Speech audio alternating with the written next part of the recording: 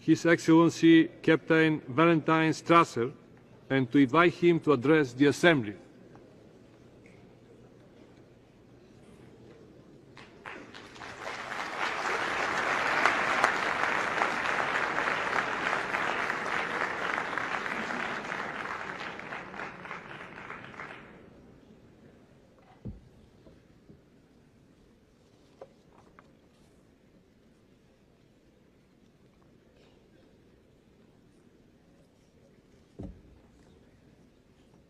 Mr. President, Mr. Secretary General, Excellencies, distinguished delegates, it is with a deep sense of humility that I ascend this podium and bring you greetings and best wishes from the people of Sierra Leone. In the case of our country, however, one of the principal causes has been the succession of bad governments which conspired against our people, neglected their welfare, and when not sharing the national wealth amongst themselves, conspired with foreign elements to dispose of our natural resources at giveaway prices, thereby depriving Sierra Leoneans of an improved standard of life and reducing them to second-class citizens in their own God-given land. Mr. President, distinguished delegates, amid this nightmarish experience, Sierra Leoneans wondered what really went wrong with their country. Endowed as it is with both rich natural and human resources, a country that was once referred to as the Athens of West Africa, given its rich educational and cultural heritage. Over the last 24 years, Sierra Leone experienced such far-reaching decline in its socio-economic fabric that the average life expectancy of Sierra Leoneans was reduced to only 42 years, with 1 in 4 children dying before the age of 5 due to malnutrition and other diseases. With vital surgical operations carried out in constant fear of breakdown of electricity supply, with teachers forced to frequently withdraw their services for non-payment of salaries, trying to eke out a living other than by teaching, with the capital city itself in perennial darkness for years because the government had failed to make provision for electricity supply. All of these leading to the concomitant and inexorable decline in national production and the standard of living of our fellow countrymen. While the external factors contributing to this decline cannot be denied,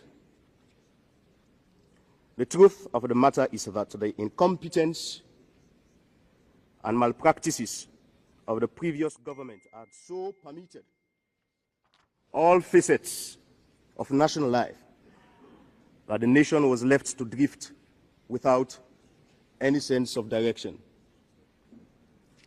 Thus, instead of economic development, there was a national slide into poverty and economic malaise. It was as if the light had gone out of the nation's life, with no one in charge to rekindle it. As if that were not enough, as distinguished members are aware, last year, as a result of the civil war which had been raging in Liberia, at a time when Liberians had turned against each other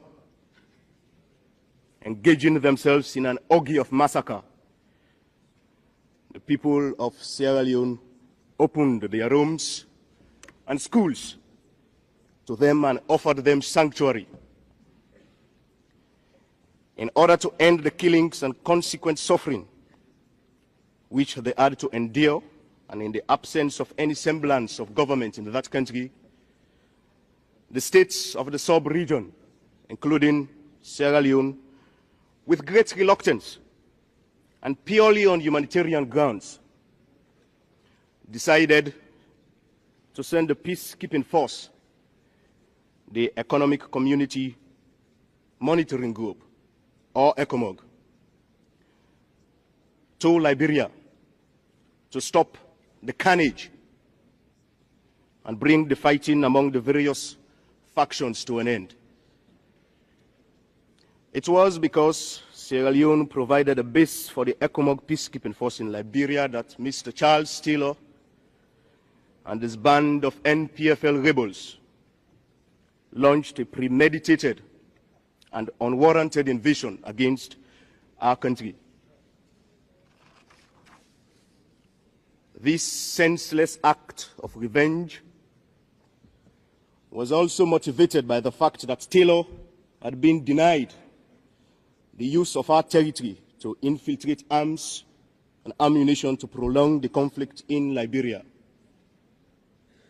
Thus, because we allowed our country to be used to bring peace to Liberia,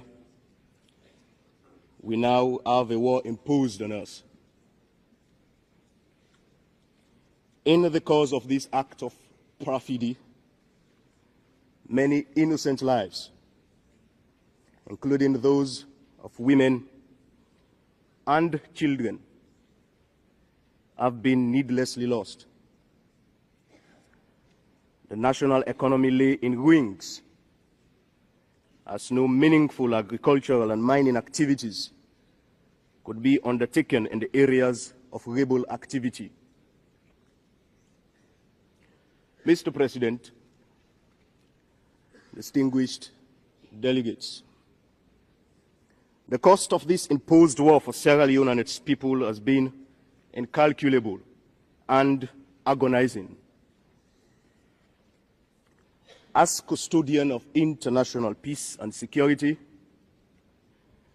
this organization cannot sit idly by while a group of armed bandits let loose as a result of a total breakdown of law and order in a neighboring state continue to engage on a campaign of terror and destabilization of the whole sub-region.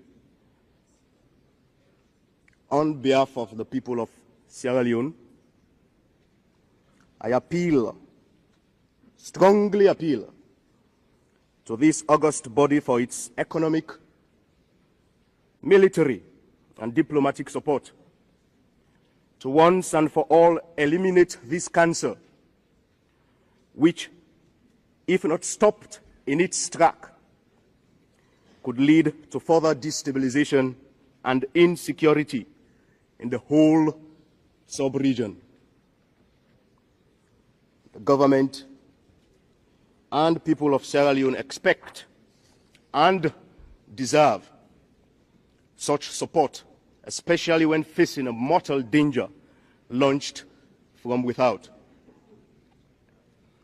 We hold Mr. Charles Taylor responsible for the suffering Sierra Leoneans have had to endure as a result of his acts of murder, banditry, and international lawlessness. But my country need not have been left so exposed and unprepared for such acts of aggression. Our people need not have suffered such ordeal. If only the previous government had taken its responsibilities seriously.